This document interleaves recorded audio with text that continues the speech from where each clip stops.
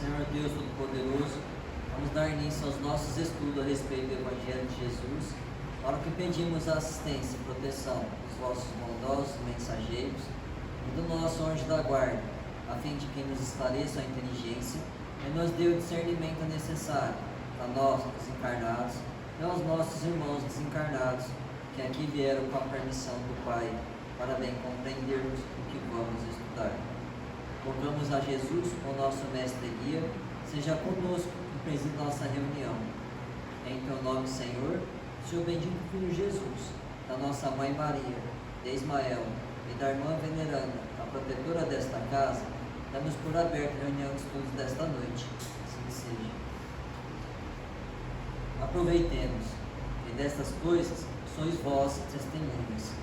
Lucas, capítulo 24, versículo 48. Jesus sempre aproveitou o mínimo para produzir o máximo. Com 3 anos de apostolado, acendeu luzes para milênios.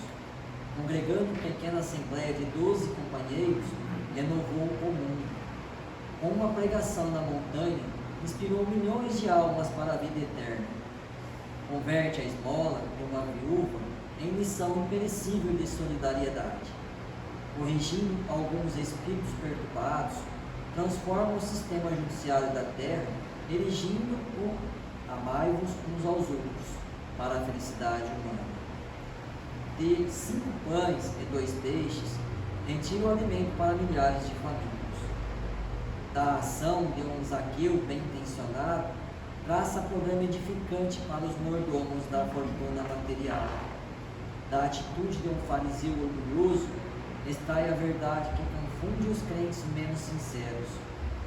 Curando alguns doentes, institui a medicina espiritual para todos os centros da terra. Faz de um grão de mostarda maravilhoso símbolo do reino de Deus. De uma dracma perdida, forma ensinamentos inesquecíveis sobre o amor espiritual. De uma cruz grosseira, grava a maior missão da divindade na história. De tudo isso somos testemunhas em nossa condição de beneficiários. Em razão de nosso conhecimento, convém ouvirmos a própria consciência. Que fazemos das bagatelas de nosso caminho? Estaremos aproveitando nossas oportunidades para fazer algo de bom?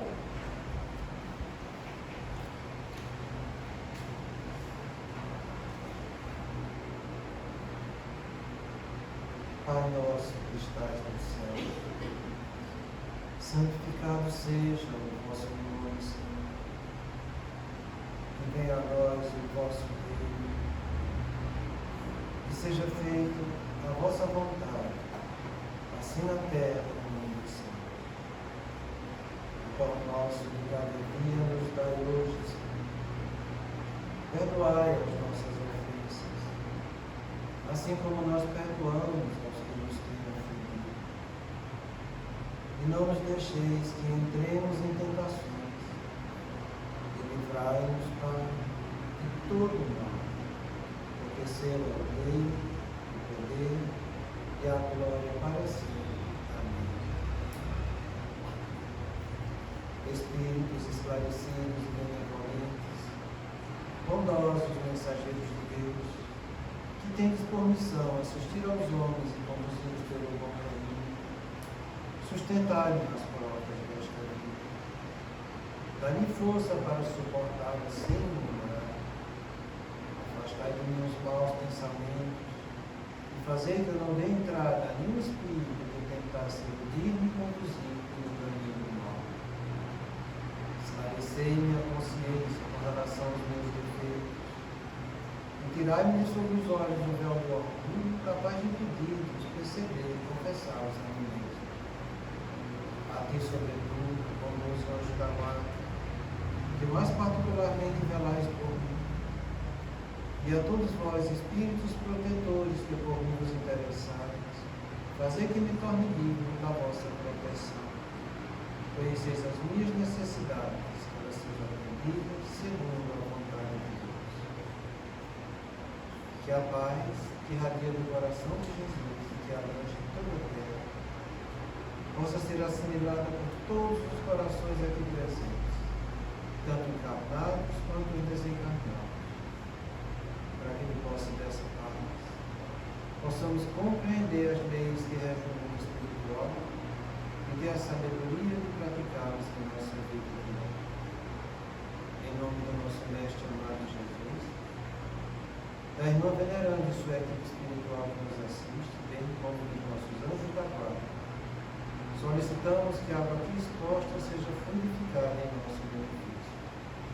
Que assim seja. Damos graças a Deus. Amém.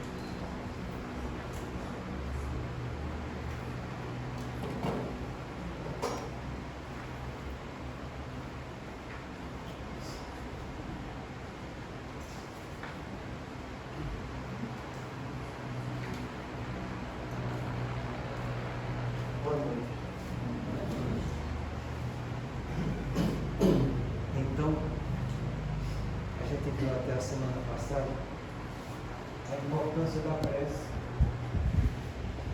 para que se desfaça essa simbiose do intercâmbio mental negativo, para que você faça um novo intercâmbio mental do que é positivo. E depois o Alírio faz um comentário a respeito dessa orientação, em que ele diz o seguinte: isso aqui vai tocar de perto todos nós, sabe? Para mim também. O sono hipnótico que acontece nas casas espíritas, de um modo geral, onde existe uma faixa vibratória protetora, em que só entram os espíritos que os protetores permitem, exceto em subjugações complicadas, eles agem por telepatia, dando comando para ouvir de longe. Qual de vocês aí não tiveram sono quando está estudando? Não. Pois é, esse sono não é ao acaso. O que é interessante desse sono é que a gente chega bem animado, disposto, senta, daqui a pouco está aqui naquela moleza, aquele troço, entende? E você abre os olhos, faz, deixa eu prestar atenção. E a coisa vai naquela madorna toda, quando você menos espera a reunião termina, e quando termina você está 10 de novo. Aí você está acesão, pronto para qualquer coisa. Não é interessante isso? Pois é. É uma coisa tão comum, tão vulgar, tão corriqueira, que a pessoa nem para pensar.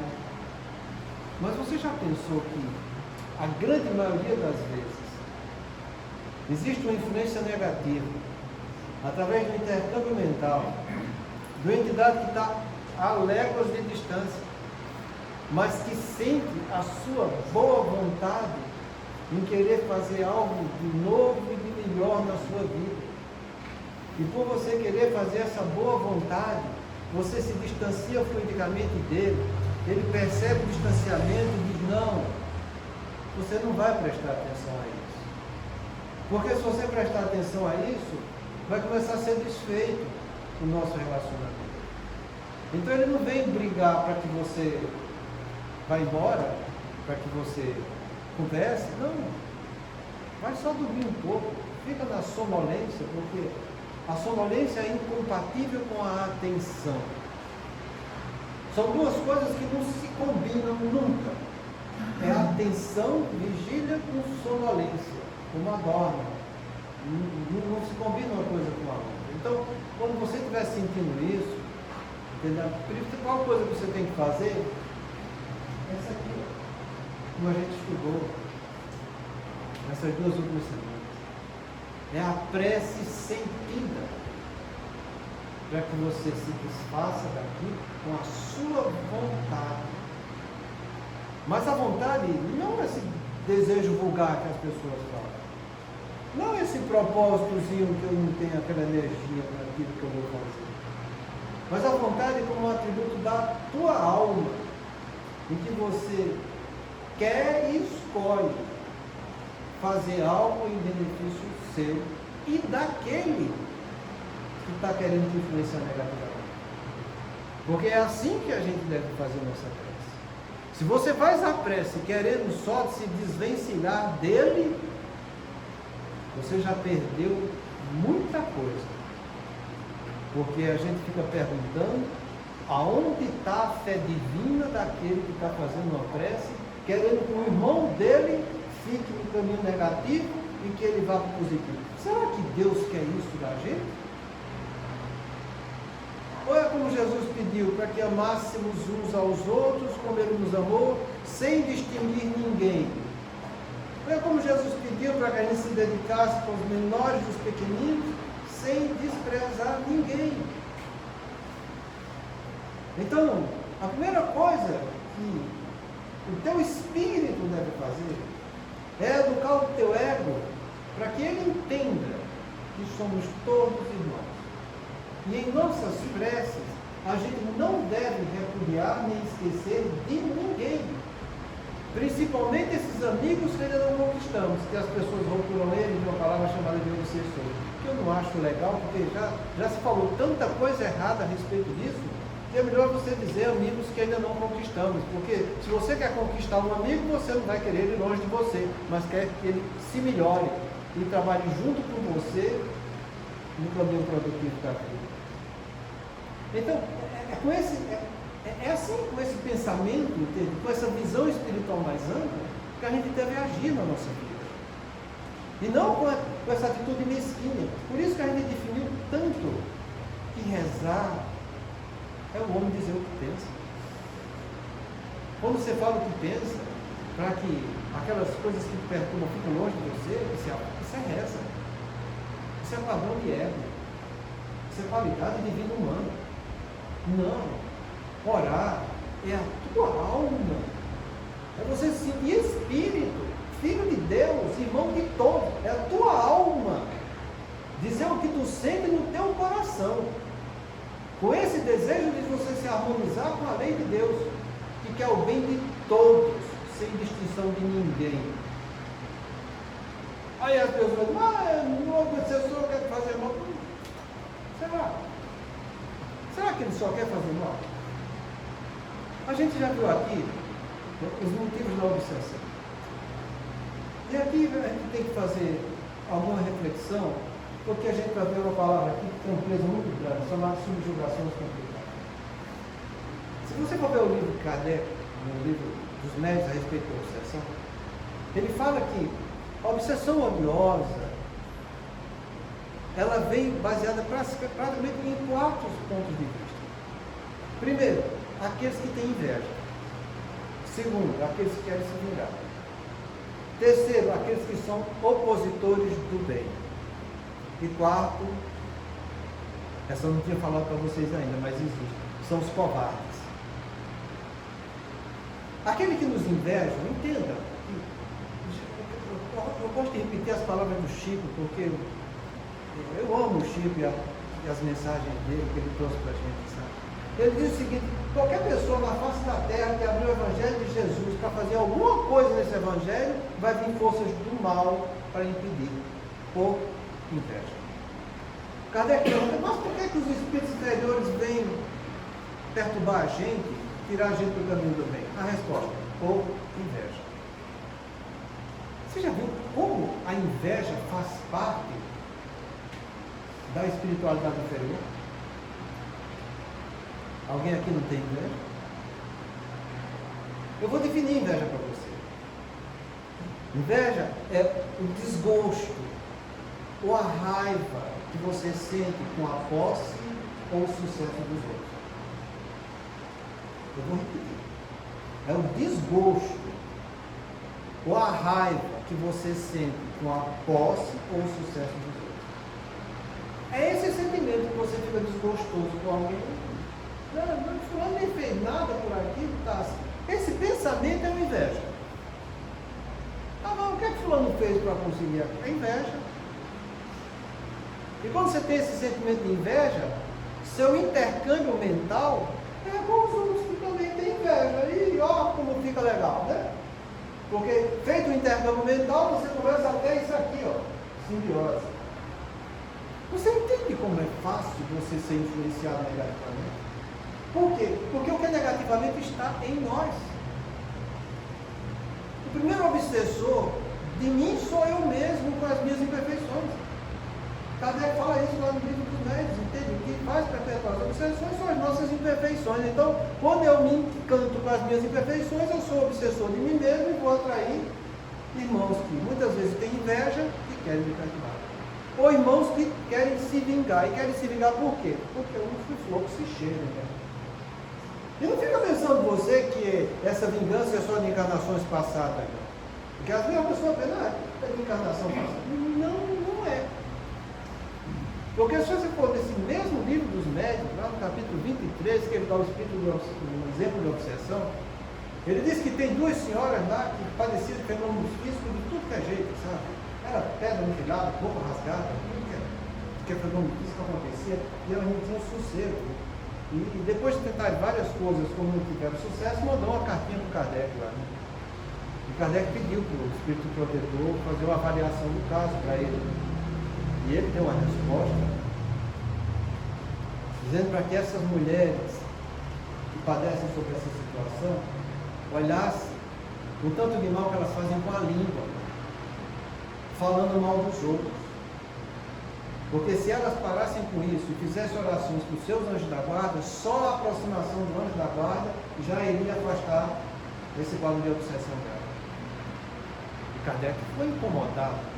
Puxa, mas eu vou mandar uma carta dessa para ela, dizendo que é o poder da língua má delas que está gerando essa obsessão. Será que a gente não podia ser mais ameno? Ele fez, não. Eu tenho que falar de um jeito que eu me faça muito bem entendido. Porque essas mulheres, é através dessa língua ferina, que ela fez uma criatura sofrer muito aqui na Terra, e que ele desencarnou há pouco tempo, e elas sabem muito bem o que ela fez com eles. Era dessa vida o quadro obsessivo.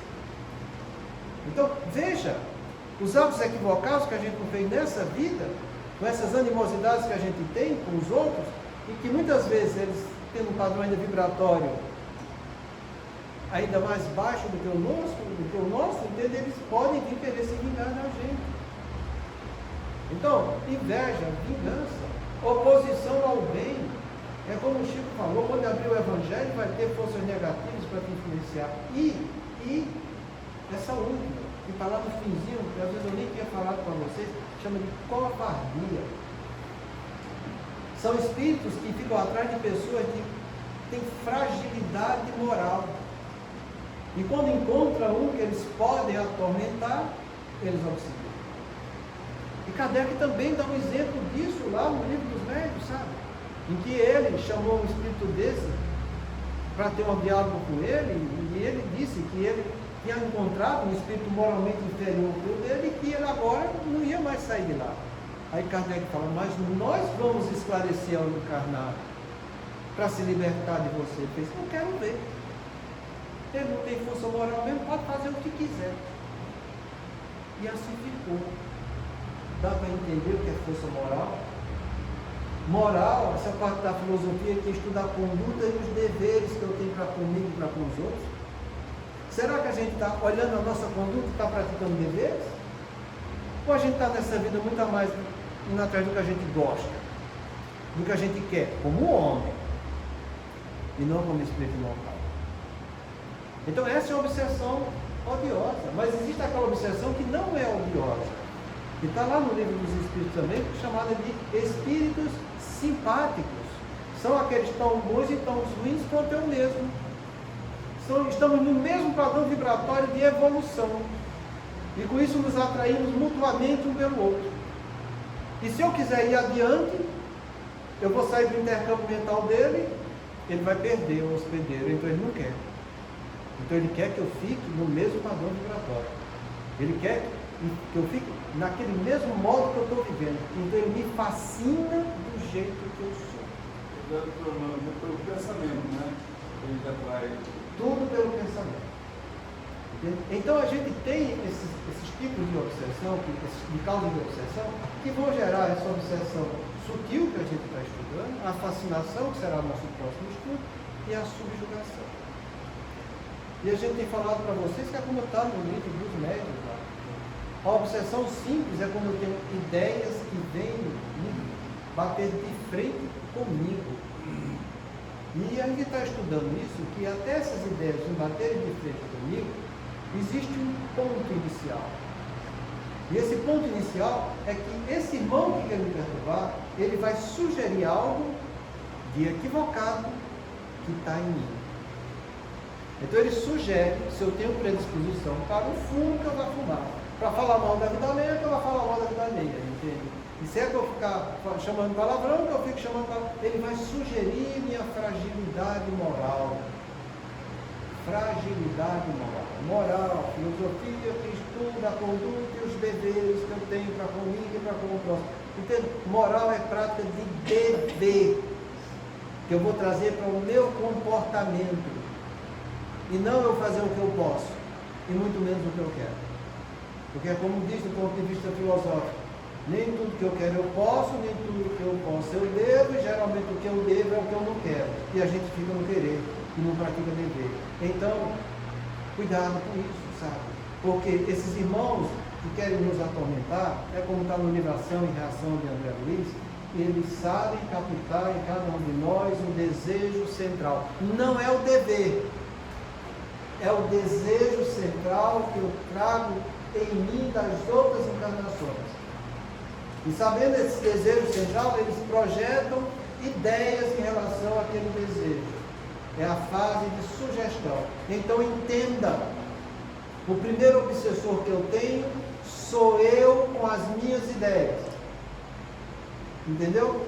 Eu com as minhas ideias negativas, com os meus desejos de espíritos inferiores, que eu gosto, e ele sabe que eu gosto, projeta em mim. E depois que projeta, que ele entra em intercâmbio mental comigo, por esse desejo que eu estou praticando, vem aí o processo da interferência, que são os pensamentos que eu não concordo, mas como ele já está dentro da minha casa mental, ele começa a interferir. É aí que a gente chama de uma obsessão simples. Então, eu, em minha vontade, começo a ter interferência nessa vontade por um pensamento estranho que está se apoderando da minha casa mental. E à medida que eu vou me integrando com ele, eu entro nesse quadro que a gente chama de simbiose. Então, essa é a obsessão simples. Já a fascinação, não. Eu começo a me encantar com um desejo equivocado, e que ele também tem o mesmo desejo equivocado. Então, se ele é permissivo do ponto de vista sexual, eu também vou ser. Entende? Se ele bebe, eu bebo, nós vamos estar juntos. Quer dizer, a minha vontade de fazer o que é errado está junto com a vontade de fazer o que é errado, que ele também tem no mundo espiritual, mas não tem um corpo para agir. E aí, eu dou o exemplo do caso que é muito bonito, que vai servir para a gente para o estudo da noite, sabe? Que é quando o Moreira e o Cláudio está no livro Ação e Reação, que o Cláudio está encarnado num domingão, lá de pijamão, lendo o jornal, né? Como todo homem gosta de fazer, não fazer nada no domingo, né? Você vê fofoca, agora não é jornal, os vídeos da vida, né? Então ele está lá e o Moreira chega e diz: eu quero beber, eu estou com sede. E Cláudio fica: eu quero beber, eu estou com sede. Aí Cláudio vai lá, domingão, né? Bota a cabeça nisso. E quando ele toma, o processo ele é tão interessante que André Luiz se assusta. Porque a interposição dos dois perispíritos em um mesmo corpo é tamanha que ele não sabe diferenciar onde começa um e onde termina o outro. Isso é um fato muito importante para que a gente analise tudo o que vai acontecer conosco e nas reuniões que a gente vai ter. Muito importante. Essa justaposição desses dois perispíritos, estamos camuflados por uma energia vital de um corpo, ele isola o desencarnado das forças espirituais do mundo espiritual onde ele está mergulhado. Ele se protege na sombra do teu corpo. É por isso que ele fala aqui em caso de subjugações complicadas. Então preste atenção no que ele diz aqui. O sono hipnótico que acontece nas casas espíritas, de um modo geral, onde existe uma faixa vibratória protetora, em que só entram os espíritos que os protetores permitem, exceto subjugações complicadas. Então, você pode estar aqui. A gente sabe que essa aqui está tudo protegido energeticamente da espiritualidade inferior. Mas como ele se esconde no seu corpo, ele entra, porque as forças espirituais não atuam no teu corpo. Até o corpo é a energia da matéria densa, que as forças espirituais não têm o acesso para impedir isso. Se vocês forem ler o livro, acho que é Instruções Psicofônicas, de André, tem 2 livros que são fantásticos. São Instruções Psicofônicas e Vozes do Grande Além. Esses 2 livros são feitos de trabalho do Chico nas reuniões mediúnicas. Para você que gosta de espiritismo, entende? Se quiser aprender alguma coisa, porque fala de tudo, né? Vai ler isso. E numa das mensagens é de um espírito que desencarnou e veio trazer para a gente como era o comportamento espiritual de uma reunião mediúnica. De uma reunião espírita começa daqui. Porque toda reunião espírita tem um comportamento mediúnico. E ele fala que existe uma fronteira de faixa vibratória em volta disso, que impede a penetração de espíritos sofredores, e ali só vai ter espíritos penitentes. Na segunda faixa, que impede os espíritos perturbadores, que são aqueles revoltados, para que não interfiram também nos sofredores e muito menos nos penitentes. E que depois disso ainda existe outra faixa, para que os opositores do bem, que levantaram a bandeira da maldade declarada, também não penetram. Então, do ponto de vista espiritual, é assim que a coisa acontece, sabe? Quando você vai ler o livro, por exemplo, Libertação, de André Luiz, quando o Gúbio vai levantar a bandeira de proteção da casa do auxiliar, é bonito você ver isso. Ele requer auxílio de, eu acho, uma dúzia de entidades trabalhadoras do bem, em que eles passam a faixa de sinalização com luzes, alertando que aquela casa está protegida, que a espiritualidade inferior não vai penetrar na casa. E aí eles declaram guerra com o Gregório. Porque os perturbadores que viviam obsidiando aquela senhora já não têm mais acesso. E tem várias faixas em que ele fala, os espíritos sofredores que já estão a ponto de se regenerarem, ficam retidos sobre essa faixa. Os outros têm que ficar para trás. Então, é assim que a coisa acontece. Mas se eles estão vinculados a você, no processo de fascinação intenso ou de subjugação, esse intercâmbio e essa simbiose é tão grande que não consegue separar. E eu vou te dar um exemplo do que é uma subjugação complicada com a entidade que vocês conhecem, que é o Bezerra de Menezes. Bezerra de Menezes tinha um filho extremamente subjugado. E olha, Bezerra de Menezes. Todo mundo conhece quem é. Ele tinha um filho subjugado. Então, se Bezerra tem um filho subjugado, por que é que o meu não pode ser? Bezerra que é melhor tem eu. Então, ele subjugava, e ele tratava, ele fazia oração, ensinou, até que uma noite, depois dele deixar o filho numa situação tão deprimente, mas tão deprimente, ele foi para a reunião e fez uma prece de coração, mas uma prece sentida, sentida, sincera, e com muita emoção para esse irmão que sofria tanto.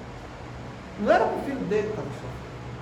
Ele sabia dizer que o filho dele sofrendo era o mínimo, porque quem mais sofria no meio daquilo tudo era o obsessor, pelo grau de comprometimento que ele tinha na lei de Deus. E depois dessa oração bem sentida, o irmão veio e disse: desta vez você me conquistou, porque o amor que você falou conseguiu tocar as minhas fibras orientais do meu coração.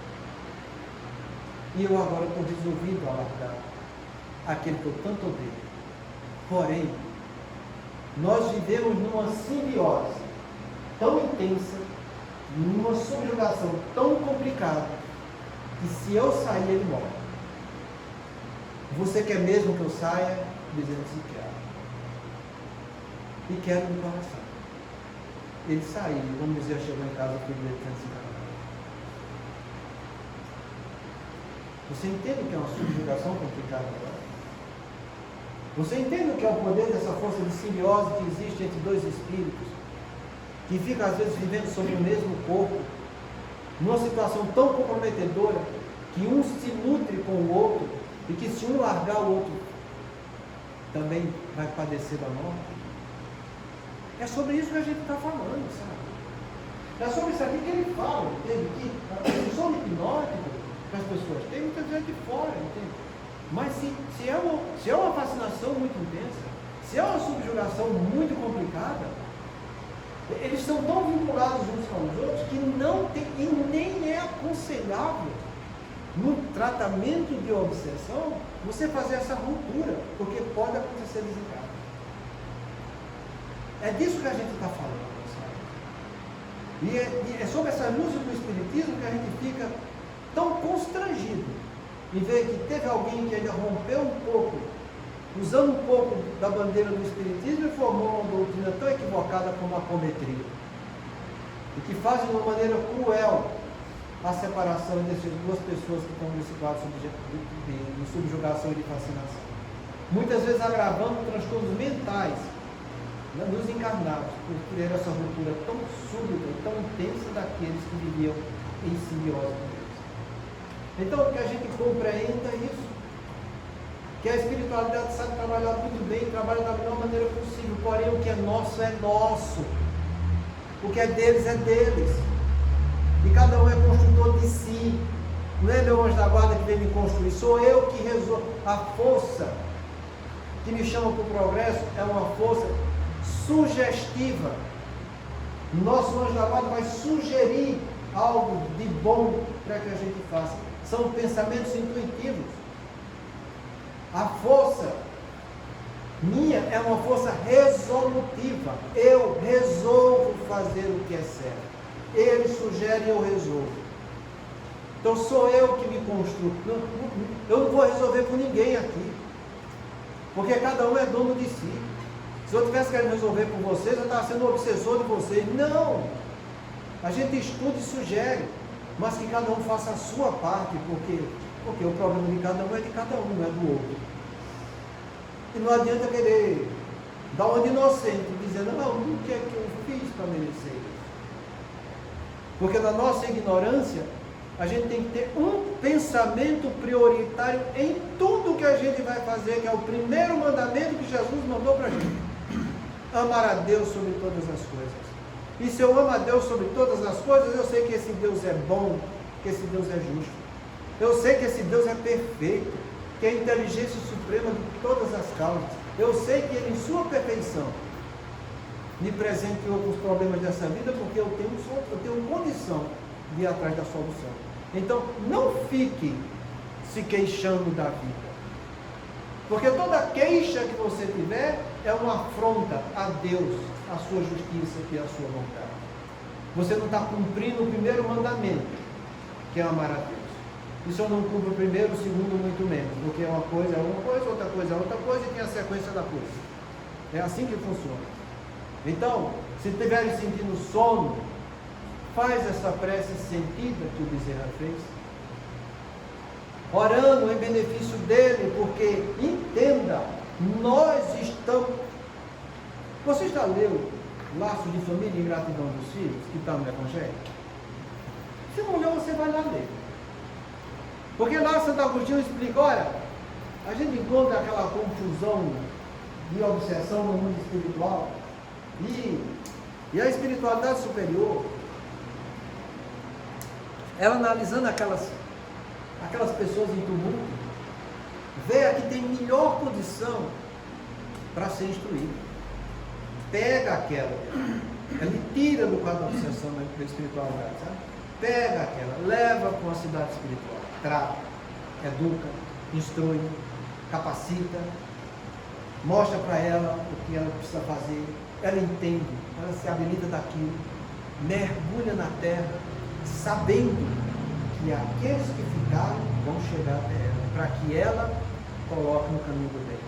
Entenda, nós aqui já fomos recolhidos, tratados, instruídos, orientados, capacitados, mergulhamos aqui, sabendo nosso conflito com a mulher, com o pai, com o irmão, com o filho, no meio social, sabendo tudo.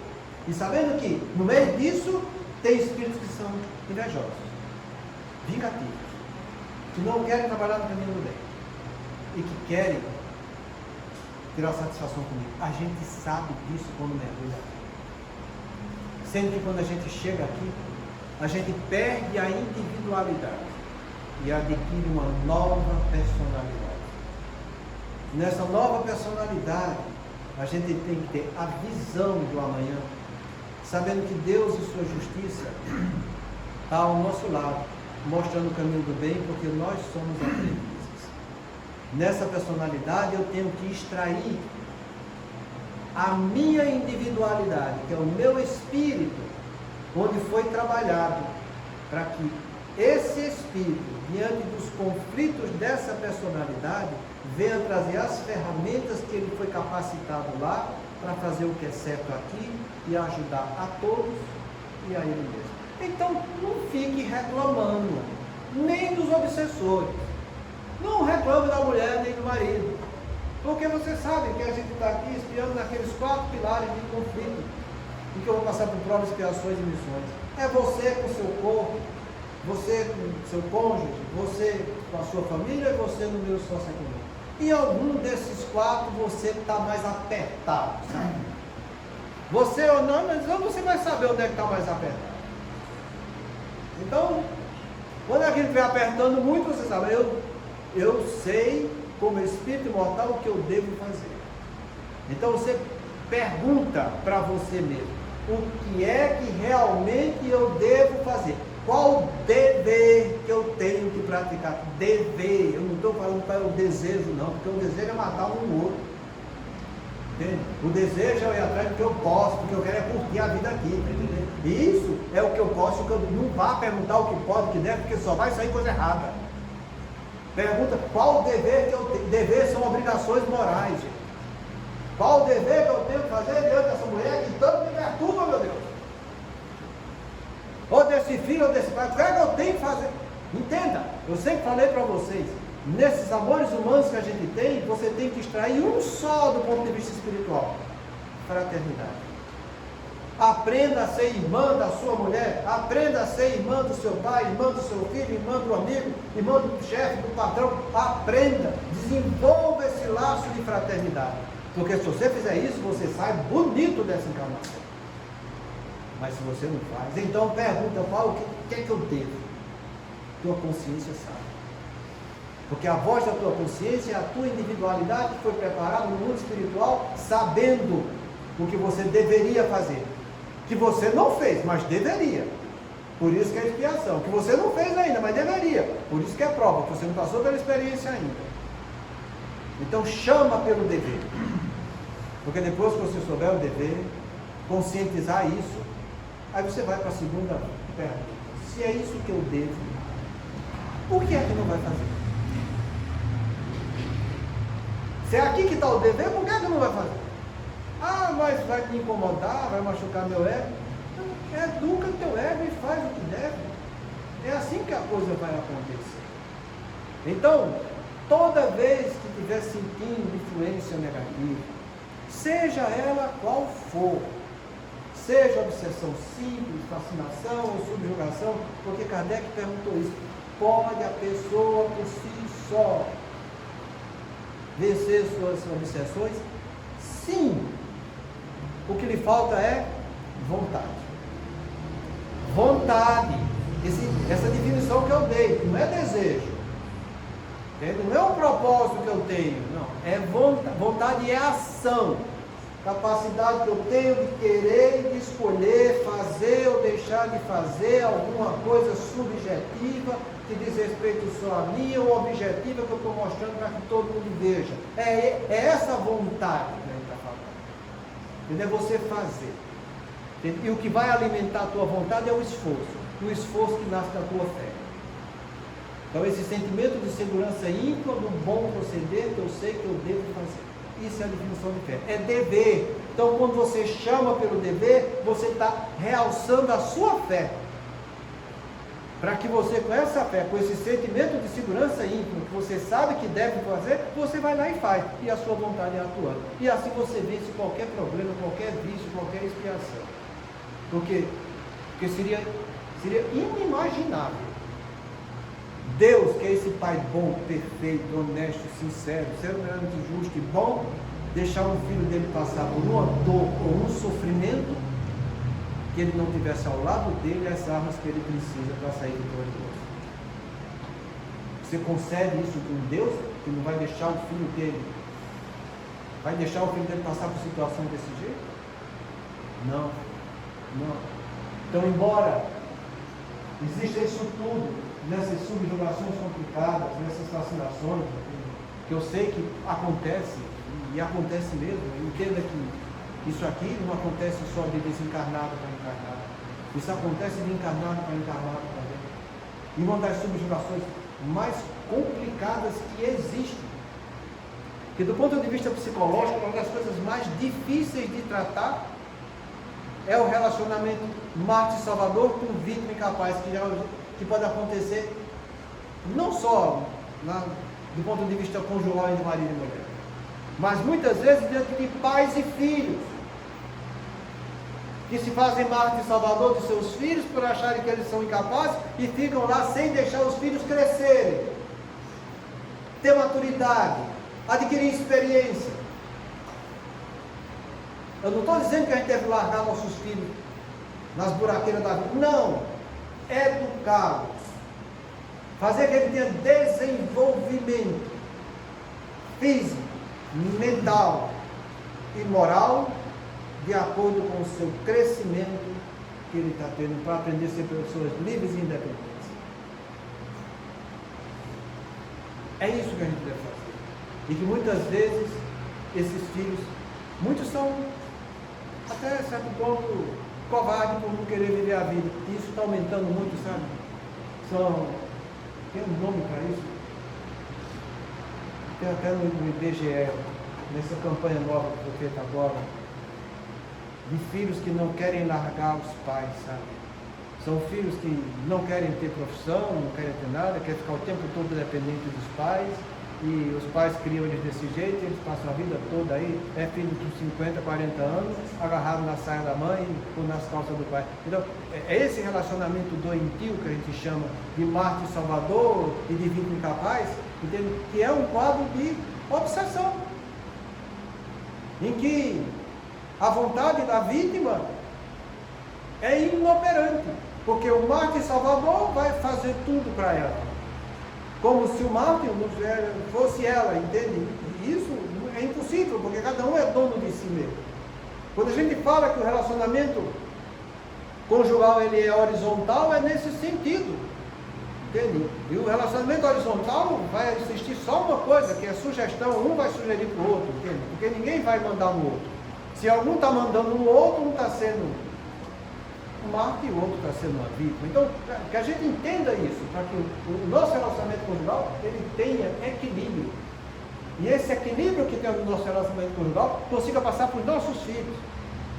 Porque muitas vezes, entende? A gente vê pais sacrificando mães, e agora está invertendo, porque a mulher agora quer ser igual ao homem, a mulher sacrificando o marido, entende? E essa confusão toda, um querendo ser superior ao outro. E aí a coisa complica, porque entra em grau de obsessão de encarnado para encarnado.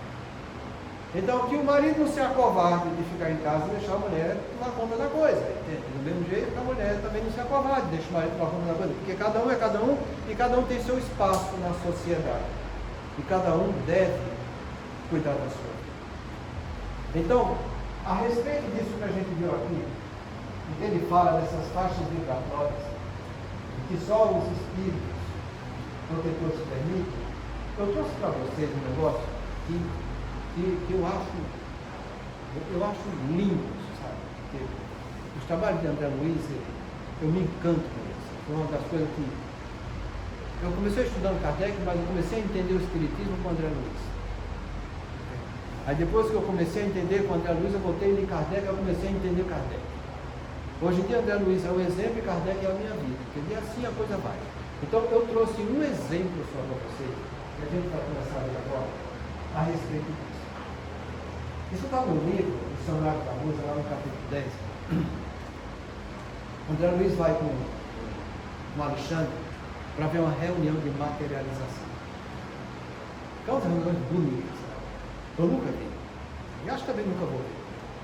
Porque é preciso muito preparo, muito equilíbrio, muitas pessoas capacitadas para isso.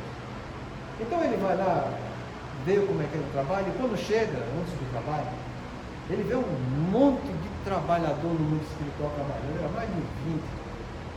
E um fazia faixa vibratória aqui no quarto, na média, outro fazia faixa vibratória para as pessoas não frequentarem a reunião, outros faixa vibratória em volta daquela casa, para que o espírito não desse perturbar, e fazia ozonização da atmosfera onde a média ficava para que não tivesse doença, entende? Fazia técnicas de sopro para higienizar, tirar as larvas fluídicas para que não adoecesse. Então, uma coisa fantástica. E André Luiz fica encantado com aquilo. Isso tudo para evitar doenças na média que ia ter uma grande parte do seu ectoplasma absorvido para a materialização da entidade. E aí você começa a ver o cuidado e o carinho que eles têm para harmonizar um ambiente onde vai ter tratamento preventivo. E olha, eu vou falar de novo, tratamento preventivo. Preventivo é para que eu não contraia doença. Então, para eu não contrair doença, é um cuidado desse. Você imagina quando você vai tratar doentes. Você acha que esse cuidado deve ser maior ou menor? Pensa na tua camundimba aí, como diz na minha terra. Pensa nos teus miolos. Se para prevenir é esse preparo todo, agora você vai pegar um peão doente. Você acha que o ambiente vai ser mais preparado ou menos preparado?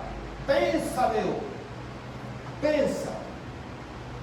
Porque medicina preventiva você faz por aí, qualquer postinho, qualquer coisa, na tua casa, ele tem coisa está pão duro. Agora vai no hospital. Qual é o recurso que tem no hospital? É o mesmo que tem na medicina preventiva? Ou lá você tem oxigênio, tem higiene, tem instrumento cirúrgico, tem remédio, tem a infinidade de coisa a mais, gente. Você sabe por que eu estou dizendo isso? Porque eu sempre falei para vocês uma coisa, e falo de coração, e cada vez mais que eu falo, mais eu sinto convicção disso. Que a casa, o local mais santo de uma casa espírita é a sala de paz. Porque lá eu não vou fazer prevenção eu faço aqui agora com vocês. Lá eu vou estar fazendo tratamento. Então lá só deve ter coisas boas. É por isso que o Aulus fala para o André Luiz quando ele vai ver um tratamento de paz. André Luiz está mandando na casa de espírito tudo que é. Quando chegou na sala de paz, ele falou: puxa, o que é isso aqui? Que atmosfera boa é essa? Que coisa mais encantada que eu estou sentindo aqui. E eu falo, essa é o recurso da sala de paz.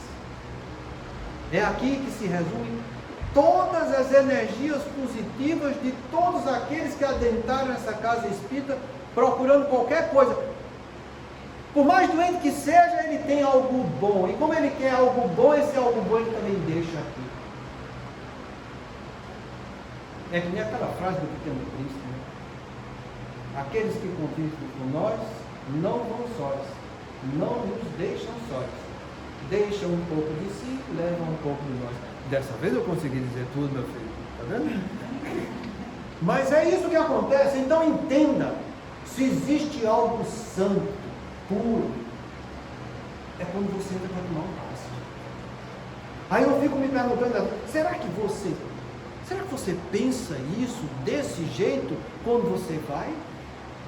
Ou você vai achando, de acordo com o seu conhecimento, e que às vezes nem está se preparando à altura para receber aquilo que a espiritualidade quer me dar? Porque como é que eu posso receber algo que quer me dar e que eu não sei? Se eu for lhe dar um presente e você não aceitar o presente, com quem fica o presente? Então você tem que saber aceitar o presente no tratamento de paz. E a chave da aceitação chama-se de fé. Sentimento de segurança ímpar, do bom proceder, daquilo que eu sei que eu devo fazer. É essa fé que a gente fala. Porque a gente trabalha e eu dou o sangue por uma sala de passe bem equilibrada. Quem me conhece sabe disso muito bem. Mas eu vejo a maioria das pessoas, inclusive os dirigentes da casa espírita, não se preparando à altura para isso. E ficam atrás de convenções humanas, que é isso que a gente vai ver aqui, impositivos científicos, esquecendo o que se chama de elevação moral.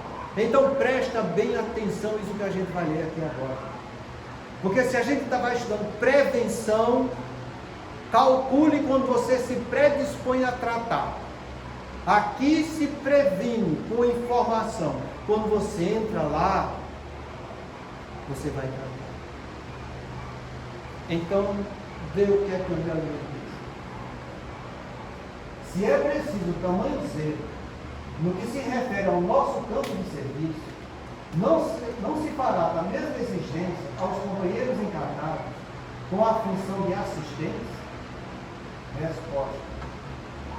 Todo o perigo destes trabalhos está na ausência de preparo dos nossos amigos apóstolos, os quais, na maioria das vezes, alegando impositivos científicos, se furtam a fumezinhos princípios de elevação moral.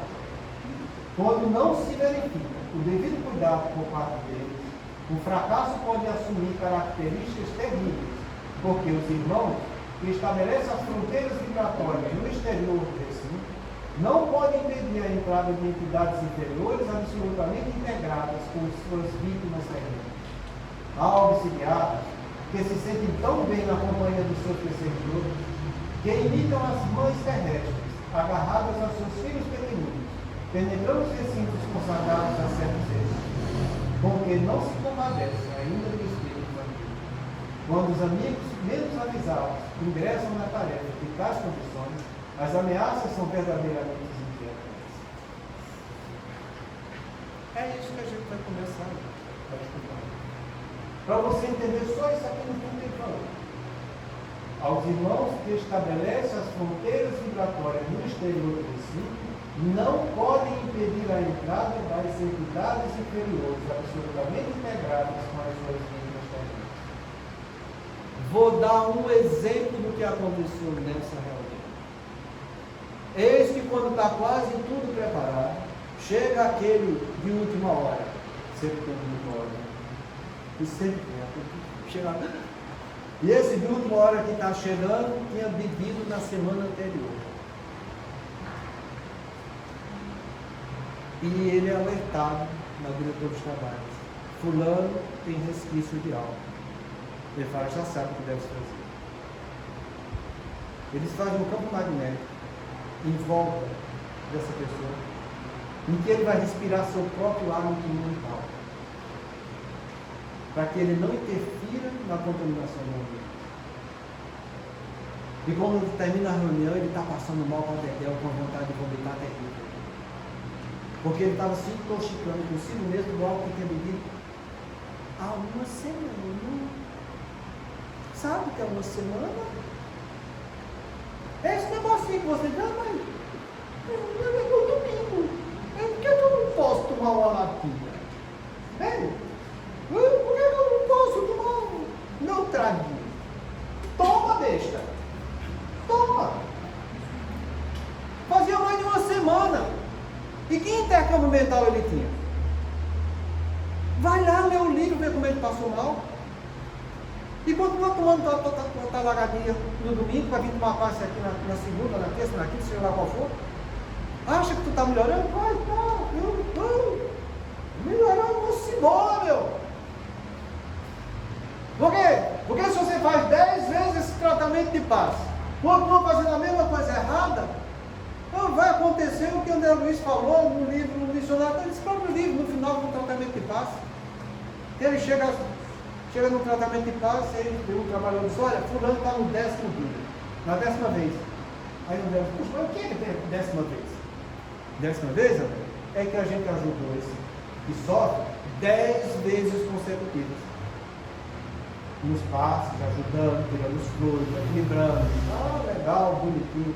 Ele 10 vezes ficou frequentando reunião evangélica, participando de estudo, fazendo tudo direitinho, e não mudou em nada. Se bebia, continuava bebendo. Bebe. Falava mal, vai fazer umas coisas erradas. Então, depois de 10 vezes em que ele não soube trabalhar por si mesmo, nós vamos aliviar menos e cada vez menos, porque nós estamos aqui para ajudar os que sofrem e não para incentivá-los nos seus vícios. Tu sabe o que é vício? Não sabe o que é vício? Pois é. Vício é toda atitude negativa que você pratica, que gosta de praticar. Não é só que está bebendo, não entende? É você que fofoca. É você que tem inveja. Entendeu? É você que guarda teor de vingança dentro de você. Isso é tudo vício. Toda a ruindade que a gente vê e sabe que é ruindade, é vício. Então, se você tem seus vícios, está frequentando qualquer templo religioso, não é casa espírita só não, entende? Se vai na igreja é a mesma coisa, se vai no culto é a mesma coisa, porque a assistência divina é igual para todos. Se você vai e você não muda, paciência, você vai se virar por você mesmo, porque você vai ter que provar da sua própria maldade, para que quem sabe através da sua própria maldade você acorde dentro de si e resolva fazer algo diferente. É assim que a coisa funciona, sabe? Mas já chegou a nossa hora. A semana que vem para analisar a pergunta e essa resposta inteirinha, sabe? Porque ela tem muita coisa educativa para a gente, muita coisa educativa.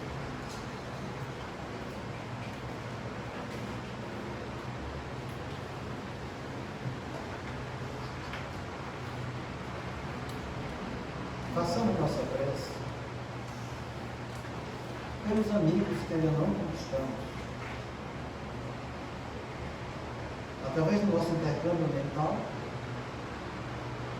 façamos essa prece para eles. Deus misericordioso, que a tua bondade se estenda por sobre todos os espíritos que se recomendam às nossas preces, em particular aos amigos que ainda não conquistamos. Bons espíritos, que tendes por única ocupação fazer bem, intercedei comigo pelo alívio deles. Fazei que eles brilhem diante dos olhos no raio da esperança, e que a luz divina se esclareça acerca das imperfeições que os conservam distantes da morada dos bem-aventurados. Abreis o coração ao arrependimento e ao desejo de se depurar, para que se lhes acelere o atentamento. Fazei-los compreender que os seus esforços podem encurtar a duração dos seus planos. Que Deus, em sua bondade, nos dê o entendimento da fraternidade e que nos fortaleça para preservarmos juntos nas boas resoluções. Que essas palavras repassadas de benevolência possam suavizar-lhes as penas, mostrando que nos compadecemos com o seu sofrimento e que lhes desejamos toda a felicidade. Graças a Deus.